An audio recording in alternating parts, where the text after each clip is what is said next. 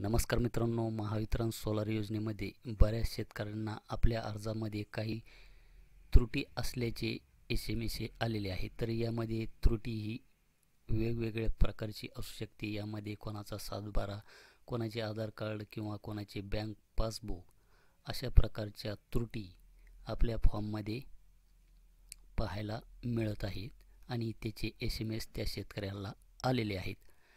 तर आजच्या व्हिडिओमध्ये आपण बघणार आहोत की ही जी काही त्रुटी आहे, ही त्रुटी कशा पद्धतीने दूर करायची आणि आपला अर्ज कशा पद्धतीने पुढे महावितरणकडे व्हेरिफिकेशनसाठी पाठवायचा त्याची माहिती आपण जाणून घेणार आहोत. तर सर्वप्रथम आपला MS-ID आणि पासवर्ड टाकून आपल्याला येथे लॉग इन व्हायचे आहे. लॉग इन झाल्याच्यानंतर आपल्यासमोर अशा प्रकारचा डॅशबोर्ड दाखवेल. येथे अर्ज दाखल केल्याचा दिनांक, अर्ज क्रमांक, त्यानंतर लाभार्थीचे नाव आणि खाली विनंती मंजूर आणि त्याच्यासमोर आपल्याला येथे री-अपलोड डॉक्युमेंट नावाचे ऑप्शन दिसते. तर याच्यावर क्लिक केलं तर येथे आपण पाहू शकतात की येथे 7/12 मध्ये त्रुटी आहे. तर इथे कमेंटमध्ये पण त्याची माहिती आपणास देण्यात आलेली आहे. जर आपल्या अर्जामध्ये जर काही त्रुटी असेल तर कमेंटमध्ये आपल्याला त्याची माहिती ही इथे दाखवली जाते.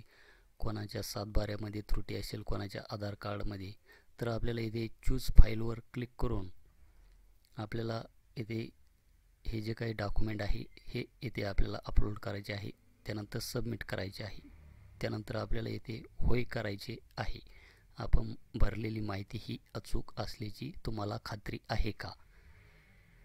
त्यानंतर बेनिफिशरी डॉक्युमेंट सक्सेसफुली अशा प्रकारचा मेसेज दाखवेल आणि इथे जे काही री-अपलोड डॉक्युमेंटचे जे ऑप्शन होते ते इथून गायब झालेले आपल्याला पाहायला मिळेल आणि हा जो काही अर्ज आहे हा अर्ज महावितरणकडे व्हेरिफिकेशनसाठी पाठवला जाईल.